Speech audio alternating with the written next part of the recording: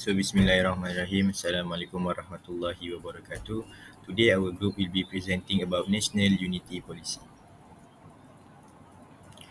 Meet the group. My name is Muhammad Faris bin Zulkarnain. Alongside me is Muhammad Zulakim bin Ahmad, Muhammad Haris Izzuddin bin Hairi Fazli, Luman Afif bin Syaruddin, Muhammad Arizakwan bin Nur Faisal.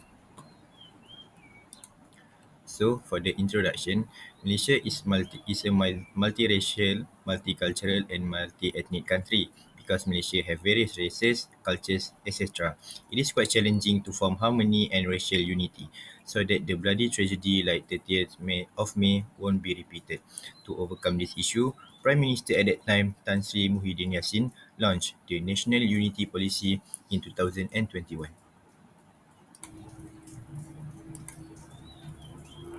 So, first thing first, what is policy? A policy often comes in the form of general statement about priorities, written regulation or guidelines, procedures or standards to be achieved.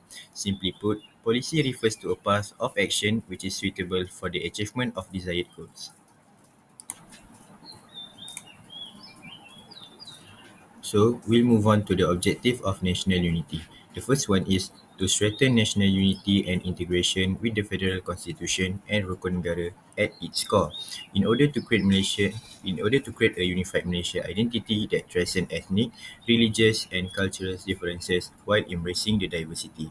This involves fostering mutual respect, understanding, and cooperation among Malaysia's diverse community, including Malay, Chinese, Indians, and the others. This policy seeks to reduce polarization by promoting shared values rooted in Rukun Negara, such as belief in God, loyalty to the king and country, and supremacy of the constitution shape a national identity with a strong sense of self-patriotism, caring, tolerance, mutual respect, and responsibility.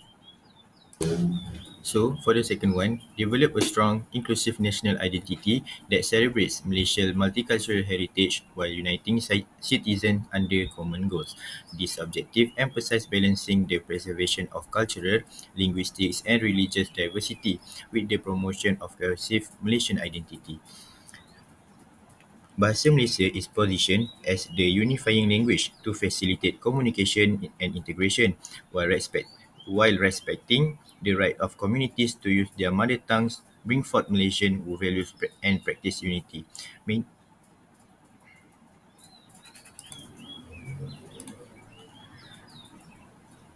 Maintain peace and stability by mediating conflict arising from racial, religious, or cultural differences and promoting equitable development is the third objective of national unity policy.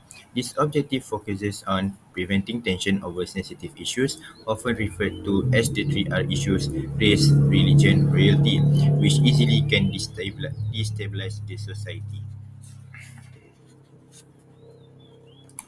This policy promotes dialogue, tolerance, and peaceful conflict resolution to address dispute. It is also emphasizes equitable access to economic opportunities, education, and social services to reduce disparities that fuel division, particularly between urban and rural areas or among ethnic groups. The next one is issues. Issues in religions. Nowadays, many people lack the understanding and sensitivity towards others' religious belief. This will cause disagreements between followers of other religions. Lack of understanding of religion from each individual will cause tolerant relationship between a society in the context of religious sensitivity with other cultures and races. Religious sensitivity is important not only for the peaceful coexistence but also for promoting harmony among people of different cultures and races. For the next one is generation gap. This is change that occurs to young people who have differences in their daily lives which causes changes in terms of identity and culture embedded in the soul of very Malaysian society. When a society has difference in general perception, it will be change in ethics or custom that we have been accustomed to for a long time. Young people today experience many changes in their daily life, which can affect their identity and culture. This change influence how they think, behave, and connect with their roots as part of Malaysian society.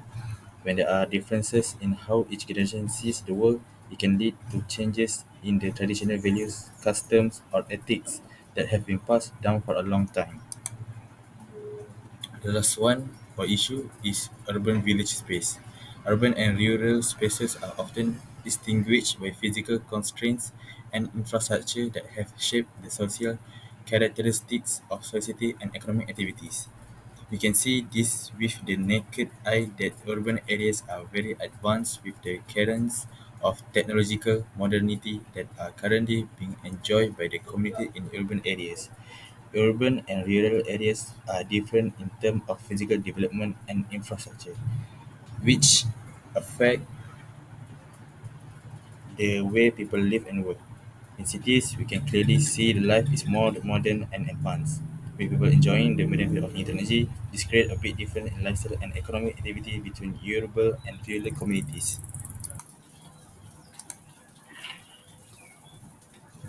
So we'll move on to the actors involved in the policy program. The first one is Government of Malaysia. Department of National Unity and National Integration (JPNIN) responsible for implementing unity policies and programs such as Rukun Tetangga, Unity Program and Interracial Dialogue Initiative. JPNIN play a key role in supporting the implementation of DPN. Secondly is Ministry of National Unity. Ministry of National Unity replacing the portfolio of JPNIN since 2020. This ministry is responsible for supporting and implementing unity initiative through action-based plan on DPN. Other government ministries and agencies such as Ministry of Education through school curriculum and activities, and the Ministry of Communication and Multimedia as a media to foster unity, and others that directly or indirectly support the implementation of DPN.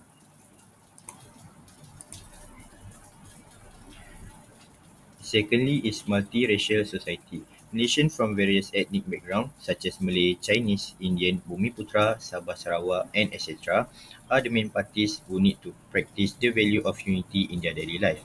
Civil society organizations, NGOs, and community associations that promote interracial activity such as cultural and welfare association.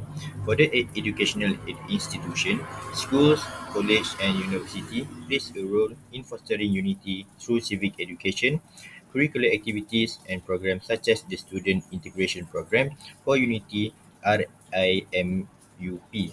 Teachers and educators are responsible for instilling the value of unity among students. The next one is community leaders and religious figures. Local leaders, village head, and religious figures play a role in fostering harmony and understanding between different races through dialogue and community activities. Religious council and religious organization also support unity through interfaith activity. The next one is private sector and media. Private companies support through corporate social responsibility (CSR) that promotes unity such as sporting or cultural event. Mass media also, for example, television, radio, social media play a role in spreading message of unity and combating disi- divisive narrative. The last one is political bodies and political parties. Political parties in Malaysia, whether from the government or the opposition, need to support the DPN by avoiding racially based rhetoric and promoting a narrative of unity.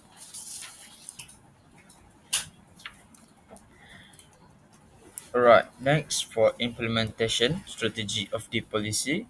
Number one, we have to reinforce the role of language as a medium of unity integration. Malay language proficiency should be prioritized from the very beginning of childhood education, maintained throughout elementary and secondary education, and made a required subject in the post-secondary education institutional. This is to make sure everyone can understand in communicating with each other and shows that the community is open to unite and love to nation. After all, we need to prioritize our native language to show that we are the true Malaysians. Next is to empower the unity engine through strategic and collaboration. When establishing a governance structure that is inclusive at all levels down to the grassroots will strengthen the implementation mechanism and unification engine. When we say unity engine, we are talking about the combined efforts that drive national unity, the system, values, and relationships that hold our diverse society together. But just like any engine, it needs proper alignment and cooperation between all its parts to function effectively.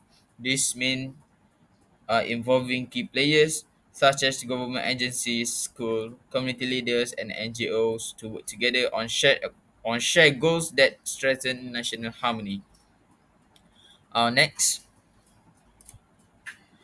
number three, to establish and empower the institution of family and community.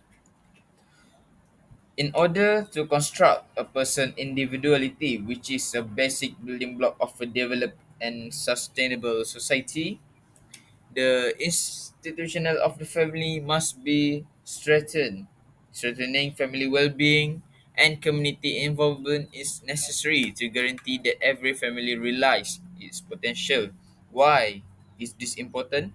Because the family is the very first place where values like respect, empathy, and tolerance are taught. It's where identity begins and where love for the nation is first nurtured. A strong family creates confident, responsible individuals, and that's the foundation of a strong nation. At the same time, we must strengthen the community, our neighborhoods, local organization, and support system. When communities are empowered with resources, support, and a clear sense of purpose, they become safe space for interaction, problem solving, and mutual growth across race and beliefs. Last but not least is number four, which is to increase understanding and appreciation of Malaysian history. Citizens of citizen of Malaysia must aware and respectful of the country's past would be more responsible in fulfilling their individual responsibilities. Why this is important? Because history is not just about remembering dates and events, but it's about how we understand who we became today. When Malaysians understand the struggle of our past, colonialism, the fight for independence, the formation of Malaysia, we begin to appreciate the unity we have now and how fragile it can be if taken for granted.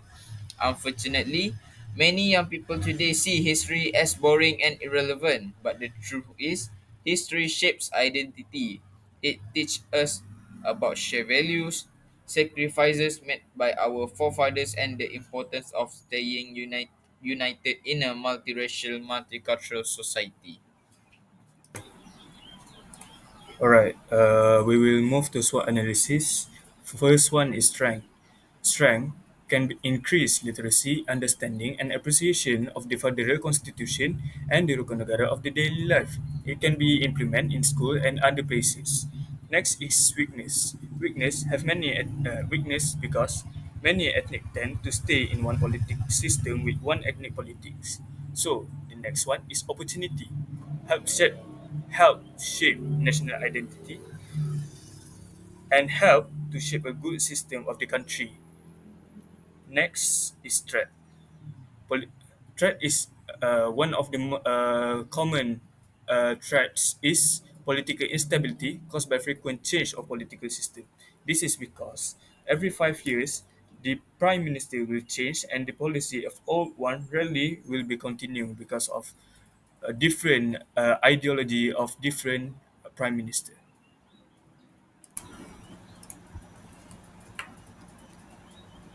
Alright, we're going to look at the conclusion. In conclusion, it is very important for all parties, including people and leaders, to unite in ensuring this policy can be implemented effectively and systematically. This to avoid any division or conflict among Malaysian citizens. After that, the people also need to respect the sensitive matter of other races such as religion and their culture. This to avoid race fight and maintain peace for the state.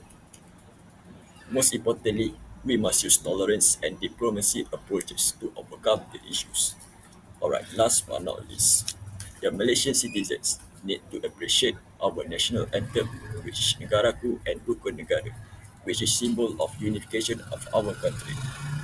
It is important because it fosters unity and social cohesion, although we have different culture and religion.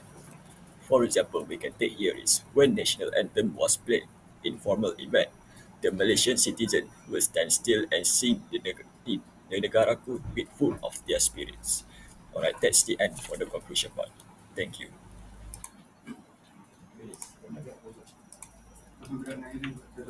That's all from us. Thank you and see you later.